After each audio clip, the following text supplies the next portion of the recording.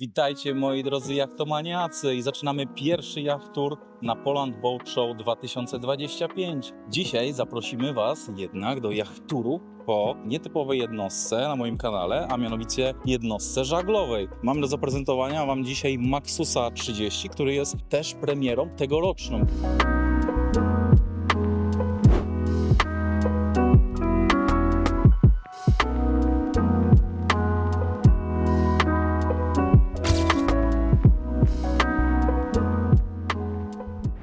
I od razu witamy się z Jakubem Grzeszukiem z Nordmann Yachts, którego już na pewno znacie, bo robiliśmy już raz Yacht Tour w Düsseldorfie na jednostkach Nordmann 1300 i 1050, prawda? Dzisiaj, które są tutaj widoczne zresztą na billboardach. 10-metrowy Maxus 30 zwiastuje nową erę komfortu, funkcjonalności i wydajności wśród żaglówek tej długości. Rzeczywiście ergonomia i przestronność wnętrza robi bardzo pozytywne wrażenie. Zaprojektowany z myślą o najbardziej wymagających żeglarzach, wyróżnia się optymalnymi wymiarami, które łączą wygodę z doskonałą manewrowością. Jest to premiera krajowa. Maxus 30 to nasza nowość. Tworzyliśmy w tym czasie Maxusa 31, który nie jest wersją, który jest jachtem oceanicznym, i prezentujemy Maxusa 30, jacht śródlądowy. Z tego co wiem, to jest jednostka około 10,5 metra długości z razem z platformą i niecałych 10 metrów z zamkniętą platformą. Czy to się zgadza? Chodzi o kadłub, no to mamy tutaj 9 metrów. Oczywiście jeżeli doliczymy platformę dziobową, platformę rufową, to wychodzi nam 10 bądź delikatnie ponad 10 i 3 metry szerokości w kadłubie. Okej. Jakub, powiedz nam proszę, czym ta jednostka wyróżnia się na rynku. Sam jestem ciekaw, czym żaglówki mogą się wyróżniać w stosunku do konkurencji, bo tutaj pewnie ciężko jest o innowacje w tym segmencie. Tak, w jachtach typu trawler to jest dużo prostsza sprawa, aczkolwiek nie jest to proste, żeby również się wyróżnić, żeby mieć coś unikalnego i tak dalej. Jachty żaglowe są takimi projektami, które po prostu klient musi pokochać jakby wyglądem, jakby kształtem, wszystkimi takimi unikalnymi rzeczami, jak również musi się sprawdzić nautycznie. Akurat jeżeli chodzi o naszą linię jachtów Maxus, myślę, że każdy żeglarz to wie, to są jachty, które pływają naprawdę bardzo dobrze, jak na jachty turystyczne. W tym roku obchodzicie 30-lecie Nordmanna, prawda? Od samego początku, kiedy spotkaliśmy się już w Düsseldorfie, już zaczęliście to świętowanie. Teraz jesteśmy blisko końca roku, tych 30 lat. Z tego powodu można też podłączyć pod ten jubileusz nazwę tego jachtu, tak? Maxus 30. 30 na 30. Tak, to jest pewnie przypadek, ale nawiązałem do Nie, tego. to było planowane od 10 A, lat. to było planowane od 10 lat. Powiedz proszę, Jakub, czy ta jednostka również produkowana jest w Węgorzewie u Was? Tak, wszystkie jednostki Maxus, Nordmann, Nexus to jest tylko i wyłącznie nasza marka, tylko i wyłącznie my to produkujemy, nie podwykonuje tego żadna inna firma. Dobrze, powiedzmy jeszcze troszkę właśnie o tej jednostce. Jakie tutaj mamy wyróżniki? Ja widzę kaczy dziób z przodu, można tak to nazwać, tak? To jest Tak, nazwijmy to platformę dziobową. Platforma dziobowa. Profesjonalne będzie określenie tego elementu. Mamy platformę dziobową oczywiście też w takim trochę unikalnym kształcie. Warto przy tej jednostce zwrócić uwagę na kształt kadłuba, który jest bardzo, bardzo unikalny. Generalnie może nawet nie na rynek polski, ale również na rynkach europejskich.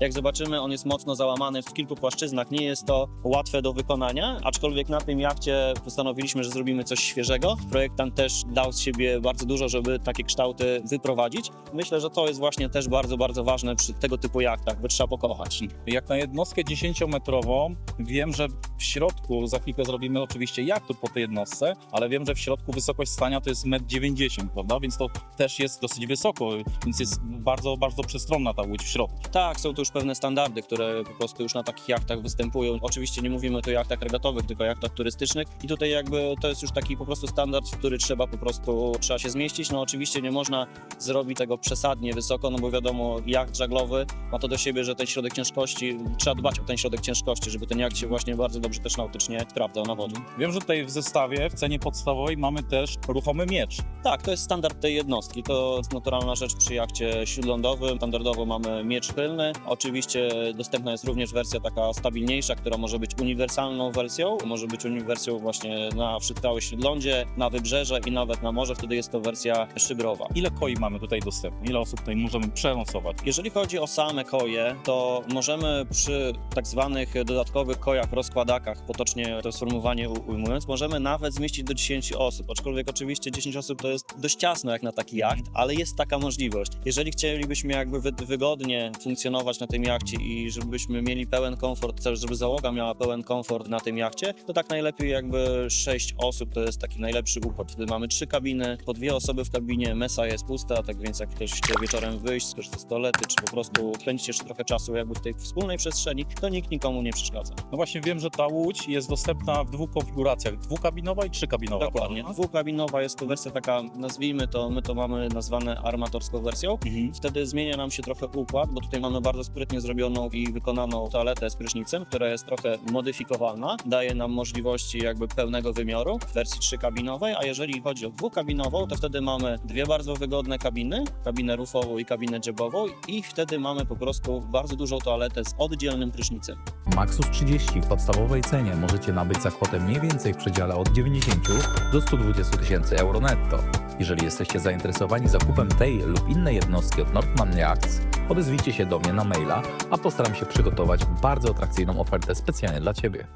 Standardem w Nordmanie są już 3 wersje napędowe. Widzieliśmy to w jachtach Nordmana motorowych, czyli wersja benzynowa, diesel i elektryczna. Czy tutaj mamy podobne rozwiązanie na tej żaglówce? Tak, tutaj w ogóle mamy kilka rozwiązań, jako że są to akweny, które są dość specyficzne i każdy ma swoją specyfikę. Dlatego też rozwiązaliśmy ten układ w kilku wersjach, nie tylko napędowych, jeżeli chodzi o silnik, ale również układami sterowania. Oczywiście korzystamy z najlepszego układu sterowania, jakim jest JEFA System, są to typowo morskie układy sterowania. Chyba tylko my stosujemy to, tak z tego, co się orientuje w Polsce. I zacznijmy od układów sterowania, bo to jest jakby taki punkt, który się wiąże jakby potem z tymi napędami. Układy sterowania zaczynamy od standardu, taki jak jest tutaj. To jest wtedy standardowa wersja rumplowa. Charakteryzuje się to tym, że możemy po prostu podnieść wszystko do góry, podpłynąć sobie rufą po prostu do brzegu. No ale nie wszystkie akweny to potrzebują. Do takiego rozwiązania mamy również dostosowane koło sterowe, które ma również taki ster pawężowy, tak jak tutaj. I w tym momencie mamy wrażenie płynięcia na dużym jachcie z kołem sterowym, ale również tą płetwę możemy podnieść do góry. I w tych 2 wersjach, o których teraz powiedziałem, najczęściej stosujemy układ silnika benzynowego zaburtowego bądź elektrycznego zaburtowego, jeżeli akwen wymaga elektrycznego. I w tym momencie po prostu mamy cały układ podnoszony do góry. I to jest dość ważne przy śródlądziu i dość ważne dla wielu klientów, no wiadomo, chcąc skorzystać z takiej jednostki, fajnie jest gdzieś zapłynąć na Bindugę, na jakąś wyspę i po prostu wyjść z jachtu, prawda? Nie musimy wtedy się gimnastykować wyjściem przez platformę dziobową, co jest oczywiście możliwe, ale jest to dużo wygodniejsze i dla takich właśnie klientów takie rozwiązania zastosujemy. Przy akwenach innych, bądź oczywiście przy innym użytkowaniu takiej jednostki mamy inne rozwiązania, które są po prostu też bardzo często wybierane. Wtedy możemy wziąć normalnego układ steru i mieć ster głębinowy, który również ma płetwę podnoszoną do góry, ale w tych układach najczęściej są wybierane silniki diesla, są to silniki stacjonarne na linii wału. Co daje nam taki silnik stacjonarny? Silnik stacjonarny daje bardzo dobre ładowanie jednostki i daje nam ciepłą wodę z tego układu. To jest bardzo ważne. Bądź przy takim układzie również często wybierany jest silnik elektryczny. Teraz modniejszy jest silnik i stosujemy tam albo układ na tak zwanym podzie, bądź również układ na linii wału, tak jak przy silniku diesla. Minusem takiego silnika stacjonarnego, jak rozumiem, jest jedynie jego dostępność, prawda? W razie jakiejś awarii konieczność jego wyciągnięcia jest dużo trudniejsza niż silnik zaburtowy. Trochę tak, trochę się z tym zgodzę, aczkolwiek silniki, które my stosujemy, są to silniki Yanmara. To silniki, które naprawdę są bardzo, bardzo żywotnymi silnikami. Nie słyszałem, żeby ktokolwiek miał z tym jakieś problemy. Bardzo niska Ale awaryjność. również jesteśmy do tego przygotowani, bo mamy tak zabudowę zrobioną, że ten silnik tak naprawdę możemy w całości wyciągnąć z jachtu. Nie jest to tak proste jak serwis przy silniku zaburtowym, ale jesteśmy do tego przygotowani, że serwisant po latach użytkowania tej jednostki może ten cały silnik wydobyć z jachtu, nie remontując całej jednostki. W obecnych czasach i przy takiej żegludze śródlądowej można powiedzieć, że silniki elektryczne są coraz bardziej popularne i mają coraz większy sens. Powiedz, w jaki sposób te silniki są napędzane w waszym przypadku? No oczywiście jest to układ baterii najczęściej. Stosujemy baterie oczywiście litowo-fosforowe, bo to jest litowo-fosforowo-żelazowe. Jest to oczywiście to najnowsza technologia baterii. Może nie najnowsza, ale najbardziej dostępna na rynku Marine. I te silniki bardzo dobrze sobie radzą z jednostkami żeglowymi. Mało tego, ma na trawlery i już zaczynamy też projektować to na żaglówki. Mamy opracowaną hybrydę do takich jachtów, gdzie mamy połączone 2 silniki. Silnik diesla i silnik elektryczny. I możemy płynąć albo na tym silniku, albo na tym silniku. Mało tego, płynąc na silniku diesla, ładujemy te baterie, które są od silnika elektrycznego. Czyli to jest Zasilane. przeniesienie motoryzacji do świata jachtingów. Tak, nie jest to proste. Przeważnie jest problem miejsca i rozwiązania tego technicznego, ale jesteśmy już po pierwszych krokach, po pierwszych próbach i naprawdę sobie z tym Super. trzymamy kciuki na 30-lecie Nordmana, no to rozwiązanie jak znalazł. Powiedz proszę, gdzie te baterie litowe się znajdują, gdzie one są umieszczone? Projektując jachty, mamy już to opracowane, mamy takie elementy mamy przemyślane, tak samo przy jachtach typu trawler, tak samo przy jachtach żaglowych, bardzo ważny jest trym jednostki, czy trym wzdłużny, czy trym poprzeczny. Jeżeli w takich rzeczach się myśli przy już samym projekcie, to można wtedy zaprojektować już po prostu miejsce, żeby było to najbliżej umieszczone środka jednostki, albo w linii jakby osi jachtu i wtedy nie wpływamy w ogóle na trym poprzeczny czy trym wzdłużny i te elementy mamy już zaprojektowane. One są po prostu schowane, one nie przeszkadzają w użytkowaniu jednostki. Okej, czy tutaj możemy zamontować też panele solarne, które będą ładować ten silnik? Tak, mamy zaprojektowane panele solarne do tak zwanych 12 V, które oczywiście wchodzi cała instalacja jachtowa, ale jak również mamy zaprojektowane indywidualne panele solarne, które pracują w 48 V. Rozgadaliśmy się troszkę na temat tych silników i napędu, ale nie zapominajmy, że to jest żaglówka, czyli główną siłą napędową są tutaj żagle. Wiem, że mamy tutaj do dyspozycji 12-metrowy maszt. Powierzchnia żagli bodajże to jest 42 metry kwadratowe, o ile mi pamięć nie myli. Tak, powierzchnia żagli oczywiście może być zmienna ze względu na to, jakie tutaj możemy też książkę prawie napisać o możliwościach na tej jednostce, może nie książkę, ale dobry tomik. Mamy dostępne oczywiście standardowe żagle, które są żaglami po prostu fok samohalsujący, normalny grot. Możemy foka powiększyć do rozmiarów tak zwanej genuły, wtedy wchodzimy w 110-115% powierzchni tego żagla, wtedy powierzchnię żagla mamy większą, ale nie zapominajmy, że żagiel żaglowy ma to do siebie, że możemy zamontować dodatkowe żagle. Genaker, spinaker, drifter i tutaj jakby powierzchnia żagla wtedy nam wzrasta diametralnie, jak również żagle wykonane z lżejszych materiałów, niereagujące, no wiadomo. Jak również prędkość samej jednostki wtedy, prawda? Tak, dokładnie.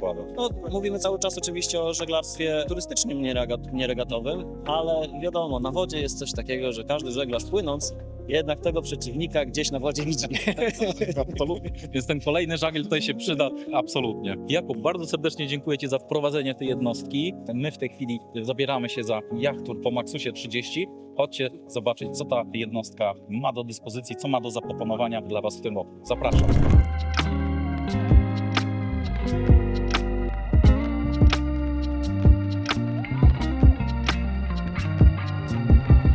Kochani, to zaczynamy jachtu po naszym Maxusie 30, czyli 9-metrowej żaglówce. Zobaczcie, tutaj z tej strony, po prawej stronie mamy platformę rufową.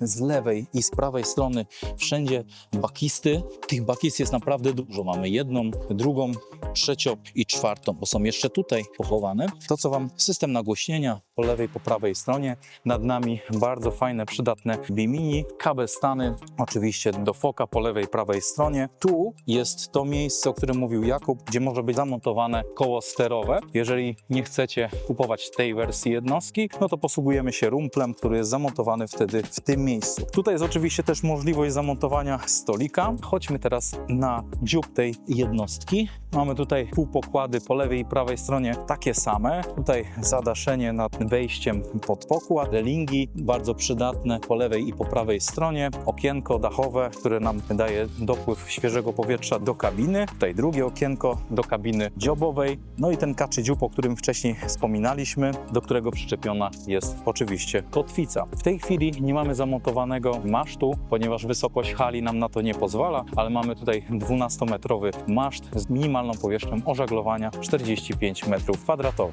Kochani, zwróćcie uwagę na jakość tutaj wykończenia. To jest specjalna okładzina dla branży jachtowej, która jest odporna oczywiście na warunki atmosferyczne. Bardzo fajnie jest to kolorystycznie pasowane.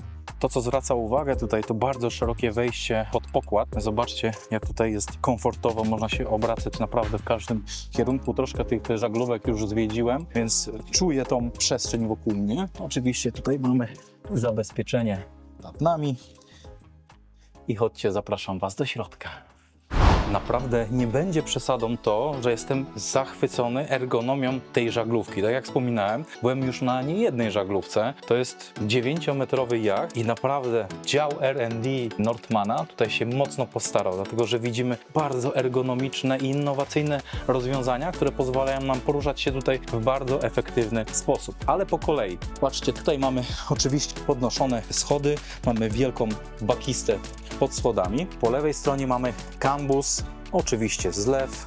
Tutaj mamy zamrażarkę z lodówką.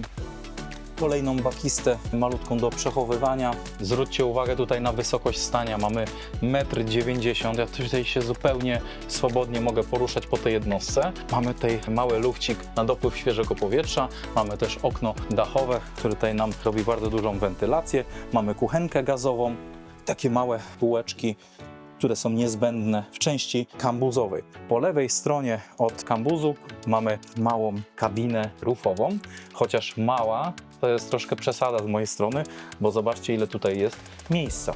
Po prawej stronie mamy łazieneczkę.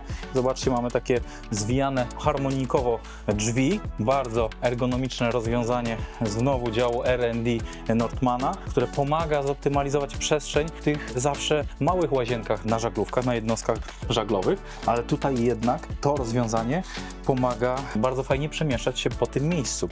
Zobaczcie, tutaj mamy łazieneczkę, ale od razu z niej mamy przejście do drugiej kabiny rufowej, która znajduje się z tej strony, po prawej stronie i ona wygląda dokładnie tak samo jak ta po lewej stronie. To jest kopiuj, wklej, ta sama kabina. Zobaczcie, tutaj jeżeli zamkniemy te drzwi do tej kabiny, zamkniemy te drzwi harmonikowe, to jesteśmy oddzieleni w łazience i możemy tutaj spędzić trochę czasu.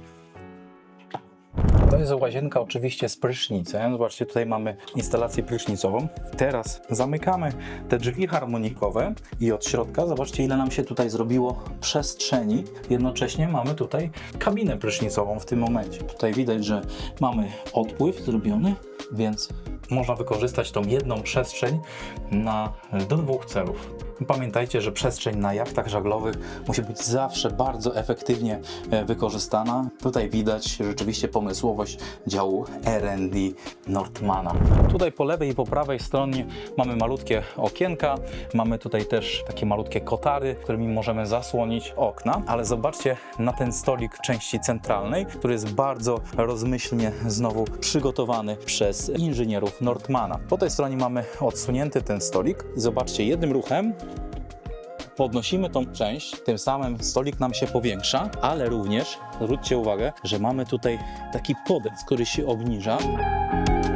Jeżeli obniżymy z powrotem tutaj ten stolik po lewej, po prawej stronie, to robi nam się jedna olbrzymia powierzchnia spania i dzięki temu na tej jednostce może przenocować nawet 10 osób, co jest naprawdę rzadko spotykane na jachtach żaglowych. No i również tutaj przez dotknięcie takiego mechanizmu pod spodem składamy sobie ten stolik i zobaczcie, ile mamy ponownie przestrzeni. No bardzo klawe rozwiązanie Nordman. A teraz przejdźmy sobie do kabiny dziobowej, która jest największą kabiną na tej jednostce. Zapraszam Was do środka.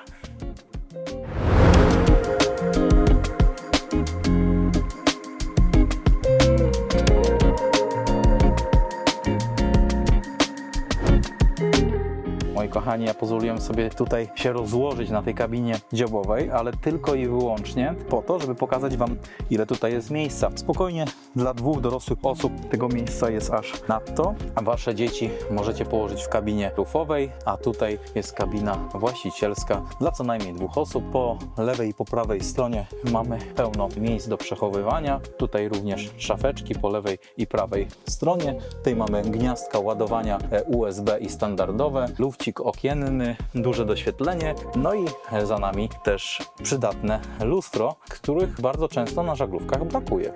Jeśli podoba Ci się to, ile serca wkładam w każdy materiał przygotowany dla Ciebie, masz możliwość postawienia mi pysznej kawy, która da mi odpowiedniego kopa do nagrywania kolejnych kreatywnych filmów dla Ciebie. Link w opisie filmu. Buy Coffee. Dziękuję.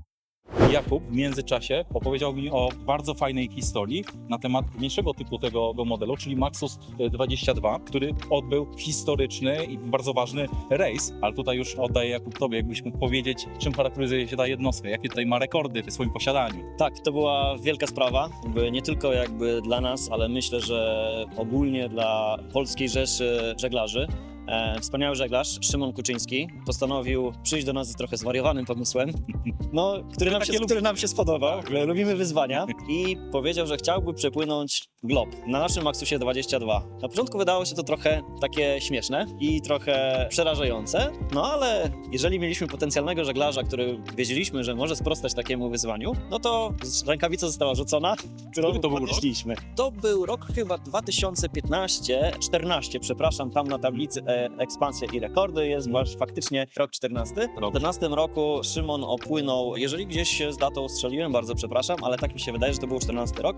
Ten jacht pierw popłynęła nim do Brochna Nowak z koleżanką na Islandię, żeby sprawdzić, czy to się nadaje do takiej żeglugi. Miały wspaniały rejs, wróciły szczęśliwie z tego rejsu, nic się nie popsuło i potem Szymon postanowił opłynąć tym glob. To był na początku turystyczny rejs, który trwał trochę czasu. Wrócił z tego rejsu, zadowolony, no i mówi, że chyba pora na rekord świata.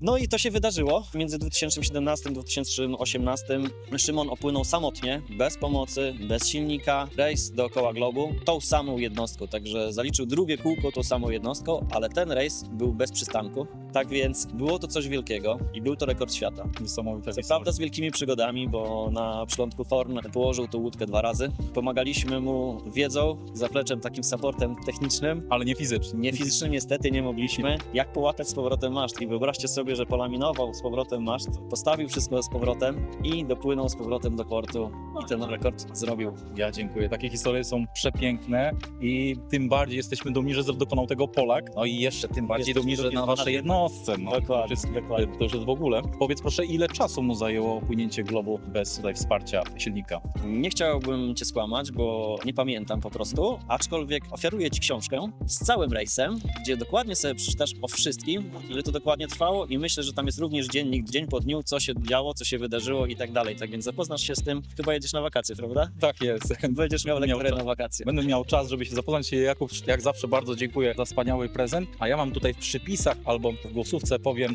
ile czasu temu żeglarzowi zabrało ten rekordowy rejs po całym globie. Zapinajcie szelki i zapraszam na bujanie po wszystkich jednostkach na moim kanale.